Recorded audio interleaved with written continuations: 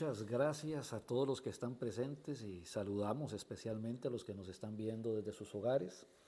Hoy estamos en Tibás, en la casa de la familia Rodríguez Aguilar, que amablemente han abierto sus puertas para tener un tiempo de oración previa y ahora pues tener el estudio bíblico que corresponde esta semana.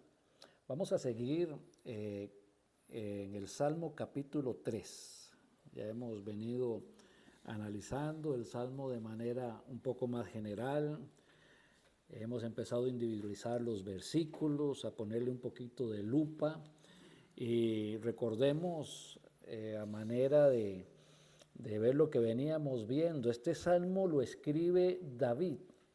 Es una oración de David que luego se transforma en un canto, en una alabanza, para que el pueblo de Israel pueda aprenderla y darse cuenta que en medio de las pruebas más difíciles es posible confiar en el Señor. Entonces, David, siendo rey, tenía un hijo llamado Absalón, y Absalón quería ser rey.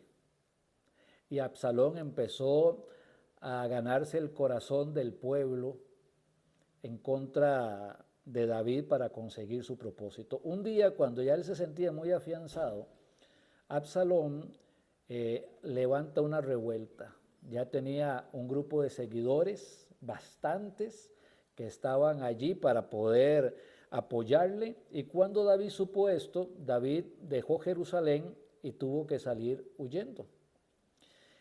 Para David era difícil, porque no era cualquier enemigo al que tenía que enfrentar. El enemigo era su propio hijo.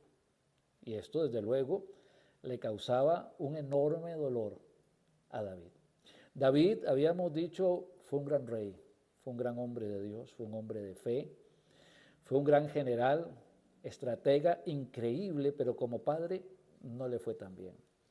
Y eso es un ejemplo que hemos estado notando a través de diferentes personajes bíblicos, como el sacerdote Elí, como el mismo profeta Samuel, que con sus hijos no les fue tan bien. Ellos, hombres temerosos de Dios, pero que tuvieron dificultades con la crianza de sus hijos.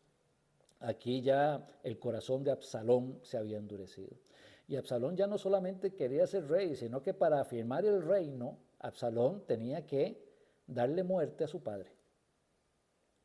Y entonces empezaron a preparar una gran batalla con el fin de darle muerte a David y que todo el pueblo que había seguido a David, los fieles que lo habían seguido, se devolvieran pacíficamente, y eso afirmaría el reinado de Absalón. Es difícil cuando nos enfrentamos con las pruebas de la vida. Es difícil. Y a veces nos llenamos de tristeza. No nos deberíamos de llenar de miedo, somos creyentes. El miedo no debería ser parte de nuestra vida, por más difícil que sea la prueba. El miedo nos desanima, nos aflige, nos quebranta. Nos hace pensar que no tenemos ninguna oportunidad, que ya la suerte está echada y que nos va a ir mal en cualquier cosa o el resultado de lo que estemos pasando. Pero una cosa es el miedo y otra la tristeza. David estaba triste y tenía por qué estarlo.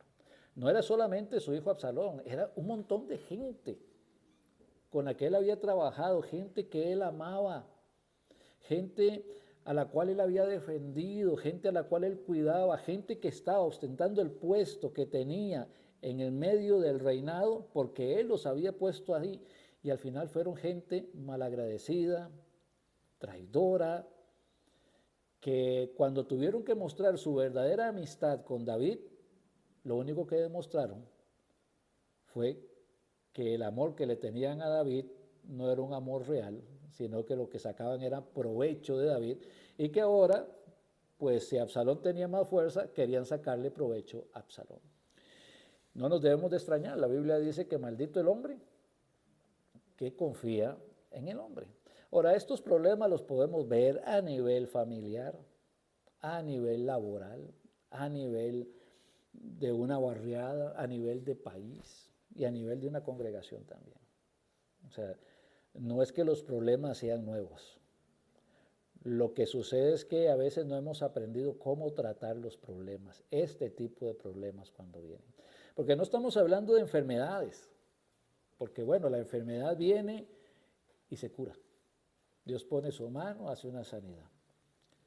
Estamos hablando de personas que amamos, de personas que les hemos abierto el corazón de par en par, de personas en las cuales podíamos confiar y que de un momento a otro nos dañan, lastiman el corazón. Llevémoslo al fenómeno social más triste que puede haber en este tiempo, que son los divorcios.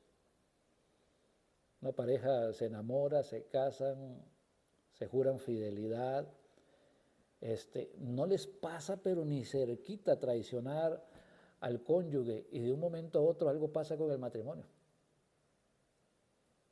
El matrimonio se destruye y aquella persona en la cual tanto se confiaba, en la cual tanto se amaba, en lugar de ser el ser querido, se volvió en el enemigo.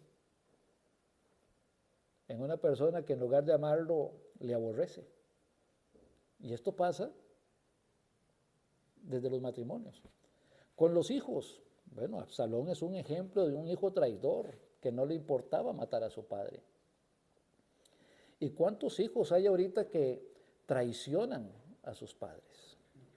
Se aprovechan de sus padres, se aprovechan de que tienen por obligación que darles techo, comida, abrigo, estudios, pero se volvieron irreverentes y si se quiere hasta profanos. No se dejan educar, no se dejan guiar, son desobedientes a los padres. Y los padres tienen que estar soportando una bomba de tiempo dentro de su propio hogar, porque sus hijos expresan más amor por las amistades o por el mundo que por su propia familia. Y hay padres que están sufriendo esto. Y eso pues también duele profundamente en el corazón. David tenía tristeza por lo que estaba pasando. Su hijo quería ser rey. Y creo que a David no le hubiera importado que Absalón hubiese sido rey, solo que David tenía una circunstancia de parte de Dios, que el que lo había puesto por rey había sido Dios. Dios no había puesto por rey a Absalón, Dios había puesto por rey a David. Y David no podía renunciar a su reinado. Es simple. Porque así sucede en nuestra vida ministerial, en nuestro tiempo de relación con Dios. Nosotros pensamos que podemos servir a Dios en lo que quiero o el tiempo que quiero.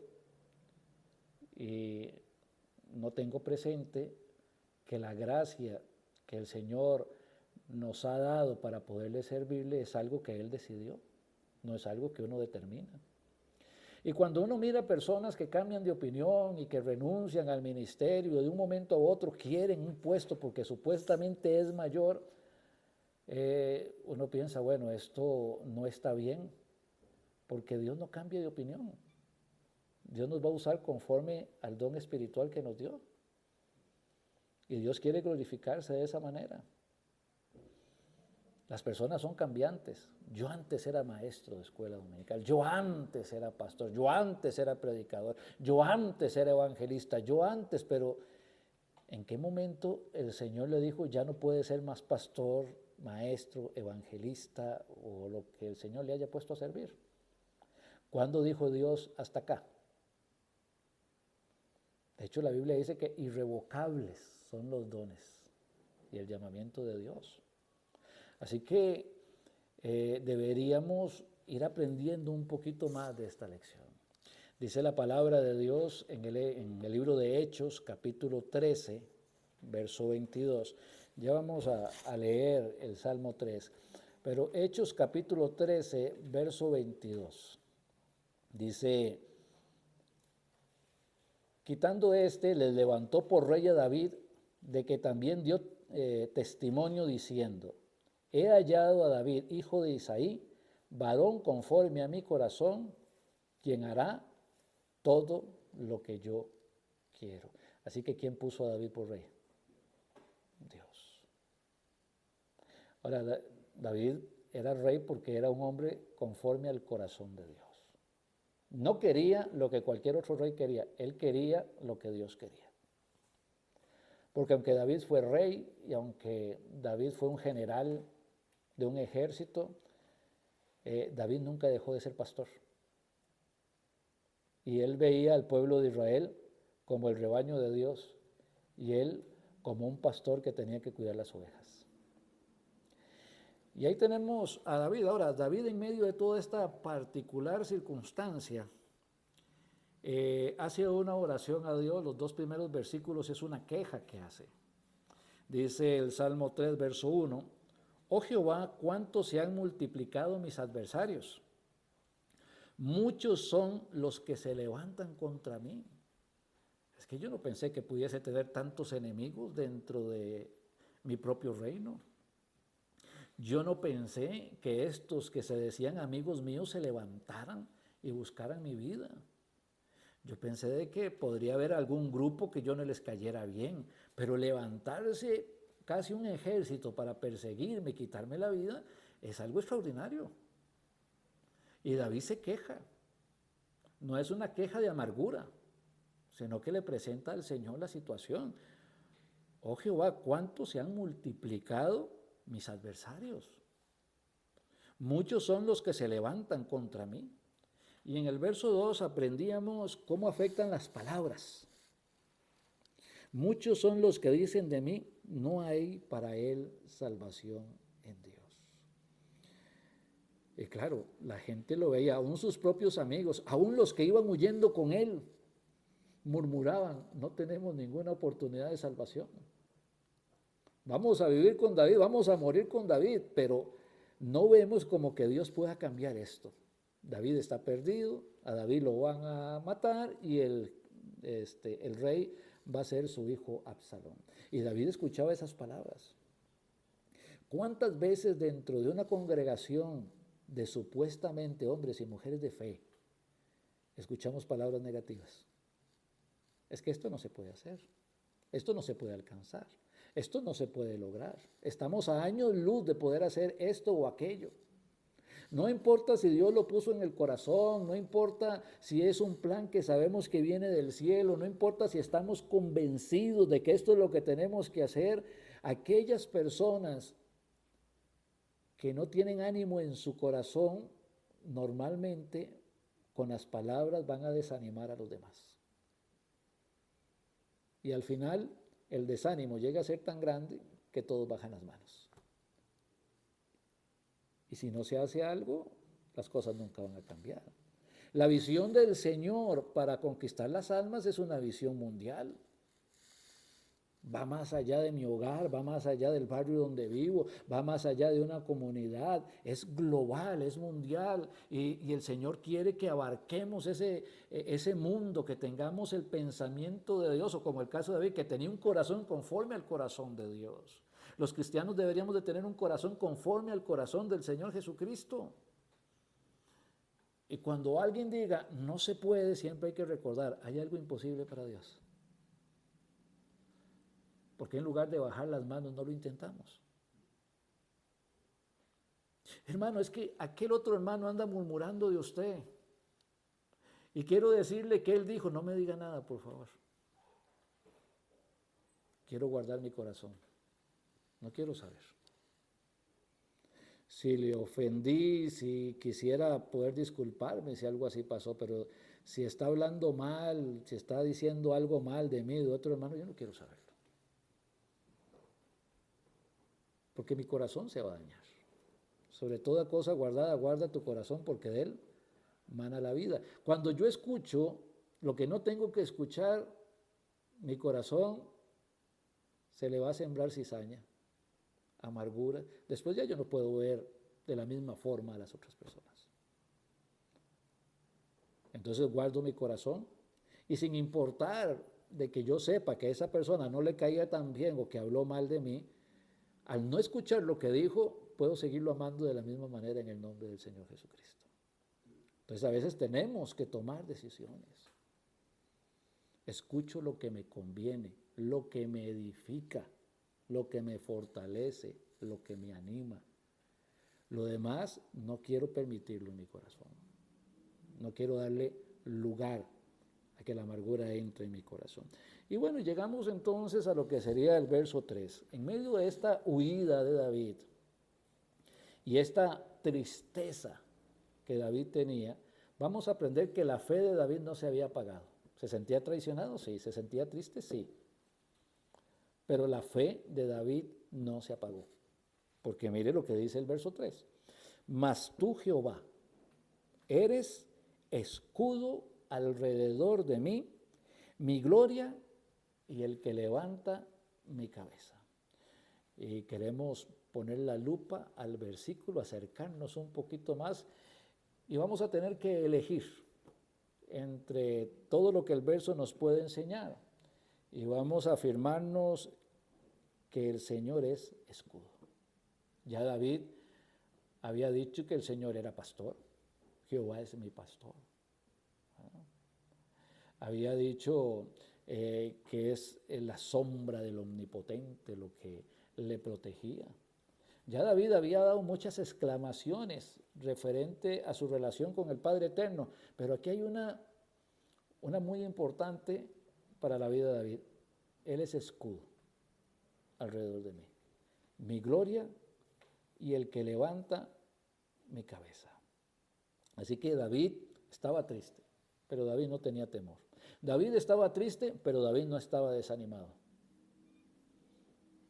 Porque David sabía que el Señor seguía con él. Aunque mi padre y mi madre me dejaran, con todo Jehová me recogerá. Así que lo importante para David era que su relación con Dios estuviera bien y que el Señor pues se encargara del resto. A veces vamos a encontrar personas en rebeldía, ¿verdad? Como David encontró a su hijo, o a sus generales y un poco de gente más. Y tal vez nosotros vamos a encontrar personas en rebeldía, tal vez usted tenga un negocio y en su negocio tenga un empleado que se cree dueño y no quiera obedecer lo que usted le está diciendo. O tal vez sus hijos creen que ellos son la autoridad en la casa y no quieren obedecer lo que usted les está diciendo. Tal vez sea en el barrio, donde sea. Posiblemente hayamos visto personas rebeldes y personas que actúan de manera pecaminosa, pero no equivocadamente. No es porque se están equivocando, sino saben lo que están haciendo. Son tan perversos en su acción que hasta planifican qué es lo que quieren y cómo lograrlo. Y pueden mentir. Pueden levantar falsos. Es una persona que le buscan por todo lado a ver qué podemos encontrar en contra de esa persona y como no hay nada que se pueda encontrar, entonces levantan mentiras, calumnian a la persona. Y las calumnias empiezan a correr y la gente empieza a escucharlas y se empieza a dañar mucha gente y ahí es donde tenemos que seguir firmes. No podemos evitar que la gente mienta para dañar a una familia, para dañar un ministerio, para dañar un trabajo, para lo que sea. No podemos evitarlo. Al Señor Jesús le buscaron testigos falsos, por ejemplo. Así que no podemos hacer nada y a veces vemos que hay personas que están actuando mal, de mala fe. Y dice la palabra de Dios en 1 de Juan capítulo 5, verso 16 al 18. Si alguno viere a su hermano cometer pecado que no sea de muerte, o sea, si usted ve que un hermano en Cristo está equivocado, está haciendo algo que no está bien, pero no es su intención, o que el hermano ignoraba que eso estaba mal. Si alguno ve a su hermano cometer pecado que no sea de muerte, bueno, se va donde el hermano, se habla con el hermano, se ora por el hermano y el Señor en su misericordia perdona este pecado de ignorancia que el hermano está cometiendo, que el familiar está cometiendo, que el del trabajo está cometiendo, etc. Si alguno viere a su hermano cometer pecado que no sea de muerte, pedirá y Dios le dará vida. Esto es para los que cometen pecado que no sea de muerte. Ahora, empieza a hablar de pecado de muerte. ¿No? Pecado de muerte. Hay pecado de muerte por el cual yo no digo que se pida.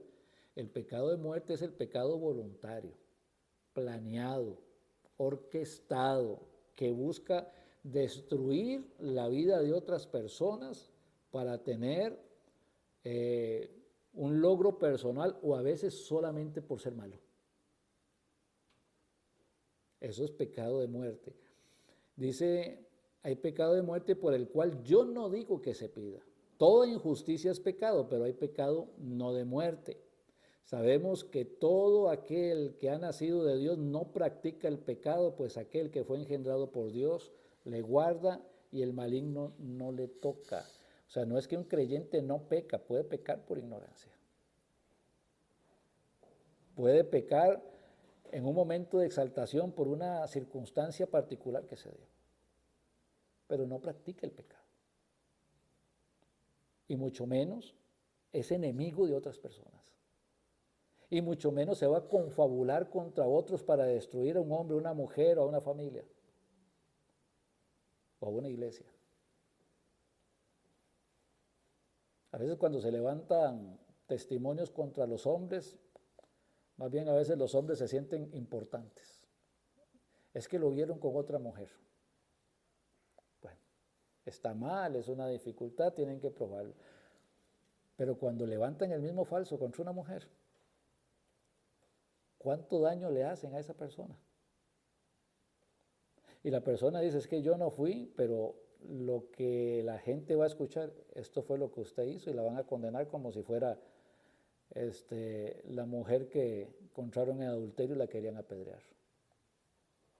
Porque hay una persona que practica el pecado, que le gusta el chisme y que le gusta destruir a los demás. Y es la realidad, esto es la práctica del diablo. La Biblia dice que Satanás es mentiroso y padre de mentira.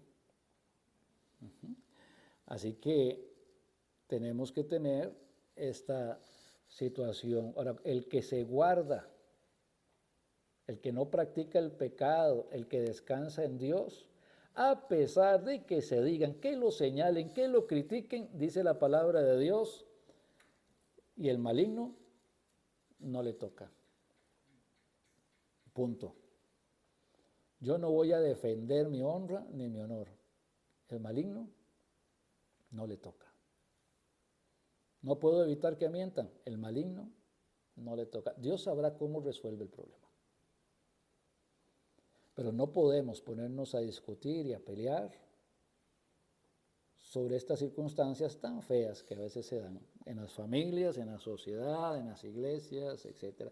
Mas tú, Jehová, eres escudo alrededor de mí, mi gloria y el que levanta mi cabeza. Qué difícil para David, ¿verdad? Porque quien estaba traicionando a David no eran solamente amigos suyos, era su hijo. Y aunque David sabía que Dios le iba a proteger, le iba a guardar, le iba a dar la victoria porque su tiempo de rey no había acabado, él tenía dolor por su hijo. La historia cuenta que cuando la batalla terminó y Absalón murió, David gritaba por su hijo. Ay, Absalón, hijo mío, Absalón, ¿quién me diera que yo hubiese muerto en tu lugar? Ay, Absalón, hijo mío, Absalón. Porque a veces no importa el daño que nos hagan, es que el amor por las personas no se apaga tan fácil. Y como dice la palabra de Dios, ahí en 1 Corintios 13:4, el amor es sufrido. ¿Ah? Así que, ni modo, son las circunstancias que se van dando. Satanás es el padre de mentira. Dice la palabra de Dios que, bueno, no tenemos lucha con carne y sangre, huestes espirituales de maldad en las regiones celestes, ¿verdad? Eso es lo que tenemos, dardos del maligno, dice la palabra de Dios en Efesios capítulo 6, dardos del maligno. Por eso es que habla del escudo. Ahora, este escudo al que se refiere no era un escudo pequeño, era un escudo largo, era una lámina de metal larga, que el que la tomaba levantaba por encima de su cabeza y ahí pegaban los dardos que mandaban con puntas de fuego para destruir al ejército. Ahora, cuando muchos del ejército juntaban sus escudos, se volvía una plancha impenetrable. Bueno, eso es lo que David está diciendo de Dios. Él es mi escudo. Satanás manda dardos de fuego. Dios, que es el escudo, los resiste y apaga el fuego también. ¿Verdad? Y apaga el fuego. Pero la pregunta sería si yo confío en el Señor de esa manera. O a veces quito el escudo y trato de pelear con mi propia espada. Trato de resolver yo las cosas. Lo único que hago es empeorar las cosas y ponerme en mayor riesgo que dejar que el Señor sea el que me proteja. Más tú, Jehová, eres escudo alrededor de mí, mi gloria y el que levanta mi cabeza. Dice la palabra de Dios, estaban los escribas y fariseos tratando de destruir al Señor, buscando por dónde levantarle falsos, tratando de capturar alguna palabra mal dicha para poder condenarle, y no podían. Y el Señor, donde ve la intención de esta gente, les dice ahí en Juan 8:44, vosotros, no está hablándole a la mujer que cayó en pecado de adulterio, ni a los leprosos, no, vosotros, ustedes los religiosos, vosotros, sí, ustedes son de vuestro padre el diablo. Imagínense la impresión que tuvieron que haber recibido ellos. Y el Señor continúa, y los deseos de vuestro padre queréis hacer. Él ha sido homicida desde el principio y no hay verdad en él. Cuando habla mentira, de suyo habla, porque es mentiroso y padre de mentira. Así que cuando usted escucha a una persona que miente, usted no puede decir que es un hijo de Dios. Cuando usted escucha a una persona que malinforma, que condena, que señala sin base, que no le importa destruir lo que está de frente, que no tiene temor por las cosas de Dios, usted le puede decir que es un hijo de Dios. El Señor dice, vosotros sois de vuestro padre el diablo, y los deseos de vuestro padre queréis hacer.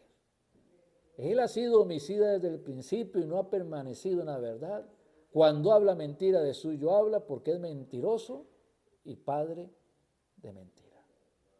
Así que a veces tratamos de alguna manera de decir, no, es que estos hermanos están equivocados. Oiga, pero si mienten, estaríamos diciendo que el que está equivocado es el Señor Jesús cuando lo señaló de esa manera. Cuando una persona tiene a Cristo, su vida empieza a cambiar. Y desde luego la mentira tiene que dejar de ser parte de esa persona. Si esa persona sigue mintiendo, tenemos un problema. De hecho, la palabra de Dios afirma, ¿verdad?, que dentro de las congregaciones se meten encubiertamente herejías destructoras. O sea, herejías que destruyen porque son mentira y las llevan a los púlpitos. Y dice que son personas semejantes a Satanás, porque Satanás era un ángel de luz, así ellos quieren vestirse de ministros de justicia, pero son hijos del diablo que no están enseñando la palabra de Dios. Cuando escuchamos un mensaje de la palabra de Dios, debemos de estar seguros de que sea Dios el que está hablando. Tenemos que ver, se están sacando los versículos bíblicos, se está exponiendo la palabra de Dios. Un versículo bíblico sigue a otro versículo bíblico y que se complementan entre sí. Y entonces empiezo a entender que Dios es el que me está hablando. Pero cuando una persona hace de lado la Biblia, toma un versículo y empieza a manipular la información, no se acuerda nada más de Dios y empieza a dar algún tipo de enseñanzas que nada tiene que ver con lo que el Señor decía al principio, estamos enfrente de un engañador, de una persona que miente y por lo tanto no tiene a Jesucristo. Es difícil a veces tener que señalar, pero no es que estamos señalando ni juzgando, las personas son las que se ponen en esa particular situación. Está mintiendo. Los hijos de Dios son hijos de luz, son sal de la tierra. Los hijos de Dios no usan la mentira, usan la verdad. Mas tú, Jehová, eres escudo alrededor de mí, mi gloria y el que levanta mi cabeza. El Señor había tenido a sus apóstoles. Cuánto amaba el Señor a sus apóstoles, los había escogido. Claro que pasaron más de 3 años y el Señor es crucificado y todavía no habían creído. A veces pensamos que la gente se va a convertir de la noche a la mañana, que la salvación es instantánea. Y el Señor la compara más bien con una siembra. Hay que sembrar la palabra del Señor para poder cosechar. Decía Pablo, yo sembré, Apolos regó, pero el crecimiento lo da Dios. A veces para levantar una cosecha de salvos hay que sembrar y hay que durar un tiempo cuidando, regando para que pueda llegar a dar fruto. Y el Señor trabaja con los apóstoles, 3 años trabajando con los apóstoles. Luego vemos que 11 de ellos se convierten. Solo uno no se convirtió, el hijo de perdición, llama la palabra del Señor. Y conocemos el nombre, ¿verdad? Judas. Y hay algo que siempre me llamó la atención en Lucas 22:48, cuando Judas viene para traicionar a Cristo. Y me ha llamado siempre la atención Lucas 22:48. Entonces Jesús le dijo, Judas, con un beso entregas al Hijo del Hombre. Es que los besos siempre han sido manifestantes de amor. En un matrimonio, en la relación de los padres con los hijos, de amigos, en la misma iglesia, los besos siempre son considerados un abrazo de amor, por decirlo de alguna forma. Y Judas utiliza el símbolo más vil del amor, el símbolo del amor de una manera muy vil, perdón. Y va donde el Señor, se le acerca y le da un beso. Con todo y eso, el Señor en otro de los textos le dice, amigo, con un beso entregas al Hijo del Hombre.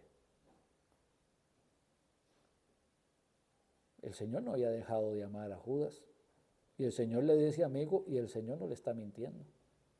A pesar de tu traición te sigo considerando amigo. Y si Judas se hubiera arrepentido, el Señor le hubiera perdonado. Indudablemente, eso hubiera pasado.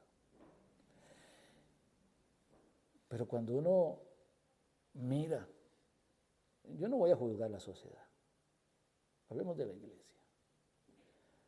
Cuando uno mira personas dentro de la congregación, salvos, familias, matrimonios, que tienen años de vivir juntos, de compartir, y de un momento a otro anuncia que se están separando y que se van a divorciar, que ya lo venían pensando desde antes y que trataron de remediarlo, pero no fue posible y entonces están pensando en divorciarse.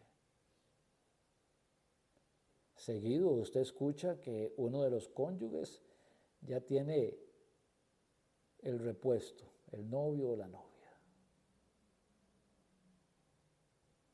Y que con esa misma boca que besó a su esposa y con esa misma boca que besó a sus hijos, con esa misma boca que ha besado a sus padres, con esa misma boca traiciona su matrimonio y no le importa. No puedo juzgar a los que no están en Cristo. Pero esto no puede suceder dentro de una congregación. Las cosas viejas pasaron. Esto es la actitud de gente que no tenía Cristo, pero no de cristianos. Cada uno en el estado que vino así se quede. Este es su esposo, bueno, este va a ser su esposo, esta va a ser su esposa, hasta que la muerte los separe. Hoy dentro del mundo cristiano sería enorme la cantidad de personas que se deberían de llamar Judas. Y están vituperando el nombre de Dios y quieren cambiar la doctrina del Señor para defender el libertinaje. de su pecado, cuando Dios lo dice claramente, el respeto que tiene que haber. Y si ese respeto no existe en el matrimonio, pues tampoco lo va a tener en ninguna otra particular situación. Ok, entonces hay que levantar el escudo de la fe. Es decisión mía, ¿lo levanto o no lo levanto? A veces si enfrento el problema es muy cansado. Es muy difícil, me lleno de dolor, de tristeza y de amargura. No logro resolver absolutamente nada, más bien complico las cosas. Pero cuando dejo todo en las manos del Señor, como dice, echando toda vuestra ansiedad sobre Él, porque Él tiene cuidado de vosotros. Entonces, levanto mi escudo. Mi escudo es Cristo. Y yo sé que Satanás me va a seguir atacando. Me ha atacado y me sigue atacando. Y lo seguirá haciendo. Lo que pasa es que tal vez en otro momento no levantaba mi escudo, pero ahora lo hago. El Señor es mi defensa, el Señor es mi protector, el Señor es mi ayuda, el Señor es mi sostén. El que habita al abrigo del Altísimo morará bajo la sombra del Omnipotente. Diré yo a Jehová, esperanza mía, castillo mío, mi Dios en quien confiaré. Él me librará del lazo del cazador, de la peste destructora. Con sus plumas me cubrirá y debajo de sus alas estaré seguro. Yo no puedo cambiarle el corazón a la gente. Pero sí sé que en medio de todo esto, Dios me sigue amando y que Dios quiere hacerse cargo de mi protección. Así que, como David, deberíamos de decir hoy, en medio de las dificultades que usted pueda estar teniendo, en medio de las pruebas que usted pueda estar teniendo, en medio de las aflicciones más profundas que usted pueda estar teniendo, mas tú, Jehová, eres escudo alrededor de mí, mi gloria y el que levanta mi cabeza. Amado Padre, bendito Señor. Cada uno de nosotros, en medio de circunstancias, vivimos pruebas. Sabemos que por ser hijos tuyos, Satanás constantemente anda en busca, como el león rugiente, de algún creyente que se debilite para devorarlo, para destruirlo, para consumirlo, para que deje de ser un instrumento útil en tus manos, para que se vuelva tropiezo más bien para otras personas. Pero en el nombre de tu Hijo Jesús, en medio de la prueba, de la aflicción, en medio del señalamiento, hoy queremos, Señor, dejar todo en tus manos y decir como dijo David, mas tú, Jehová, eres escudo alrededor de mí, mi gloria y el que levanta mi cabeza. Bendito Señor. Te lo pedimos en el nombre de tu Hijo Jesucristo. Amén y amén. Queremos pues agradecerle una vez más a la familia Rodríguez Aguilar, que nos abrió las puertas de su hogar. Y también nos gustaría mucho estar en su casa, estar en su hogar. Nos gustaría ir con un grupo de hermanos para orar por el hogar, para orar por ustedes, para que tengamos comunión, para que usted preste su hogar, para que en ese momento se transforme en un templo donde se congregan el grupo de hermanos para la gloria de su nombre y puedan ser edificados. La próxima semana, si el Señor lo permite, vamos a continuar con estas meditaciones sobre el Salmo 3. Que el Señor les bendiga.